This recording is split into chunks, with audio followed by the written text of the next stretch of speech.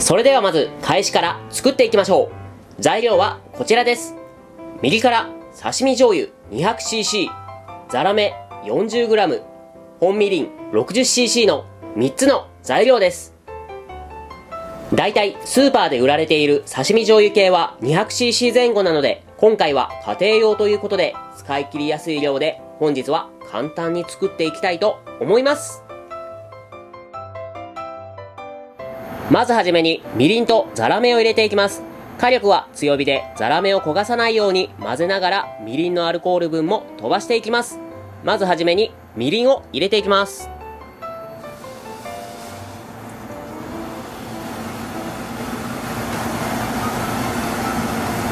そしてザラメを入れます。で、焦がさないようにかき混ぜながら混ぜます。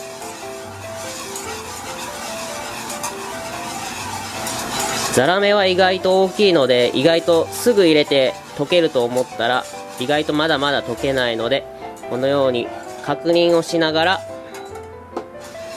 手を休めず混ぜていきます。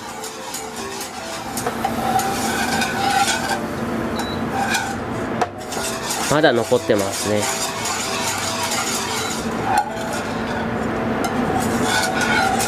このように1分ぐらいかき混ぜると綺麗に溶けました。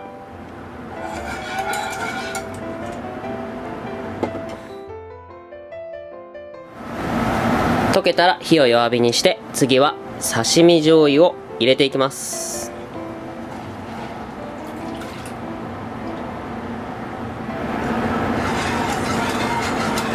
刺身醤油を入れたら沸騰寸前ぐらいの火力で5分間煮出します。まずは中火でコトコトやっていきましょう。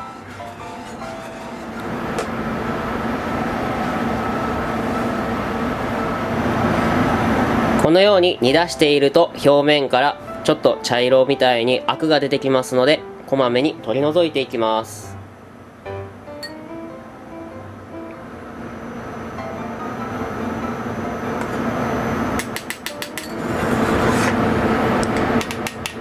アクを取るのがめんどくさいなと思う方は、最後にキッチンペーパーを上からペラッてしたらすぐ取れる裏技もあるので、ぜひ試してみてください。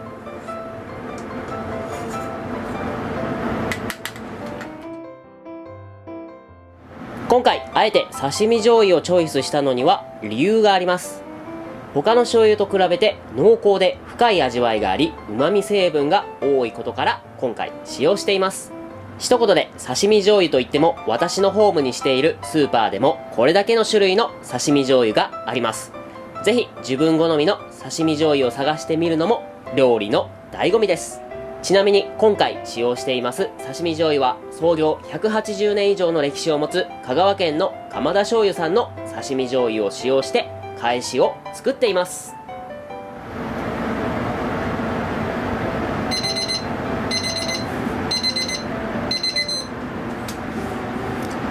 はい、5分経過したら火を止めて、粗熱が取れたら返しは完成です。続いて白だしを作っていきましょう。材料はこちらです。水 800cc、 煮干し 20g、昆布 10g、 鰹節 20g、 4つの材料です。こちらの白だしのレシピは以前投稿した、現在大絶賛中のうどんつゆの作り方でも解説していますので、ぜひご覧ください。今回は前回の作り方以上に簡単にだしを取っていく方法をお伝えしたいと思います。まず鍋に水を 800cc 入れます。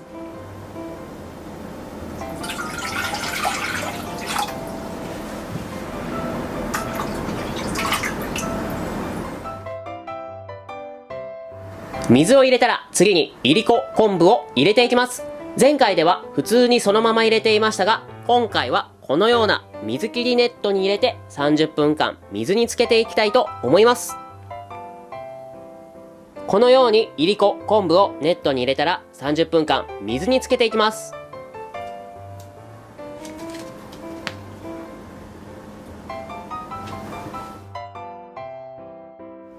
30分水につけ終わったら昆布を弱火で沸騰寸前まで煮出していきます。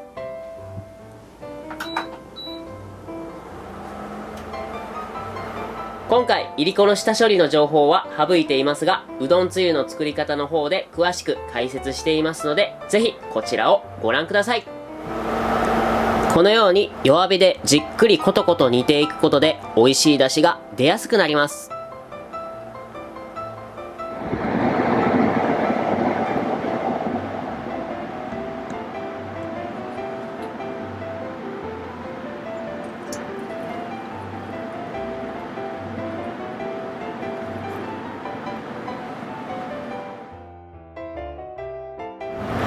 昆布を取り出したら次にいりこを10分間弱火で煮出していきます。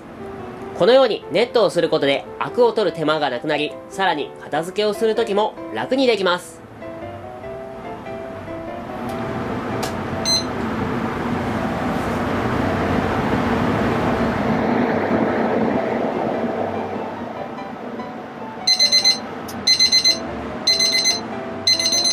いりこを10分間煮出したらいりこを取り出し、次にネットに入れた鰹節を入れていきます。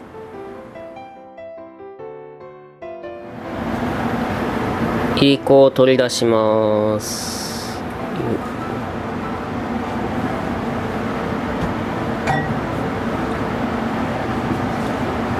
そしてネットに入れた鰹節を入れて5分間煮出していきます。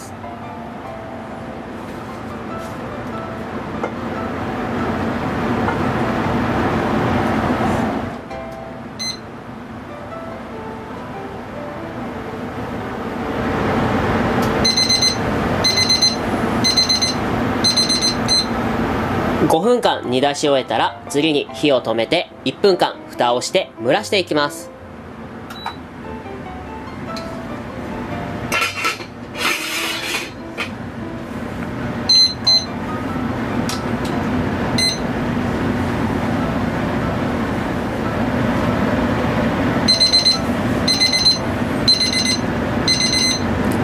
1分間蒸らし終えたら蓋を取り出して鰹節を取り出します。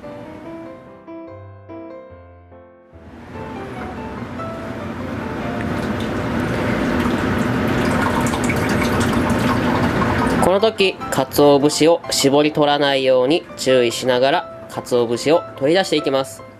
このように自然に出汁が垂れてくるのを待ちましょう。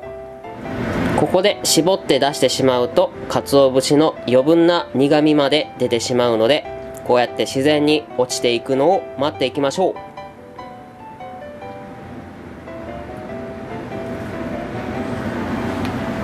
鰹節を取り出したら白だしの完成です。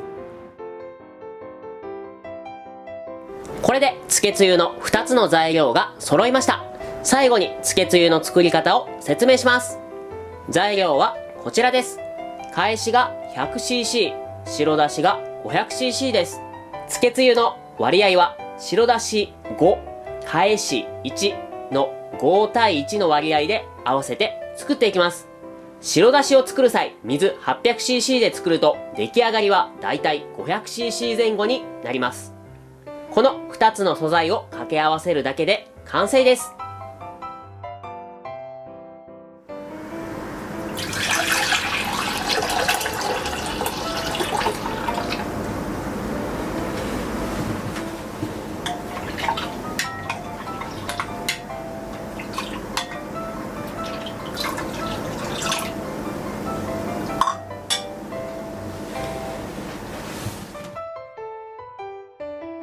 ざるうどんやざるそば、そうめんなど召し上がる際はつけつゆを冷ましてから使用することにより美味しくいただくことができます。また釜揚げうどんや湯だめうどんなど召し上がる際もつけつゆを温めてから使用するとより美味しくいただくことができますので、ぜひお試しください。そしてあなたの作ってみた美味しいつけつゆのご感想もお待ちしていますので、ぜひコメント欄からよろしくお願いします。それでは次回も調査潜入、うどん探偵スミスでした。